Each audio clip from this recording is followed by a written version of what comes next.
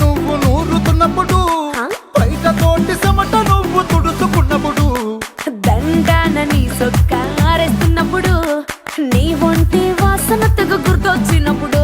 రెండు చేతులెత్తి చుట్టూ మలిసినప్పుడు జెండు కత్తుకొని పడుకున్నప్పుడు అలసిపోయి నువ్వు ఆవలించినప్పుడు వచ్చుండై ఫీలింగ్స్ వచ్చి వచ్చి చంపేస్తుండై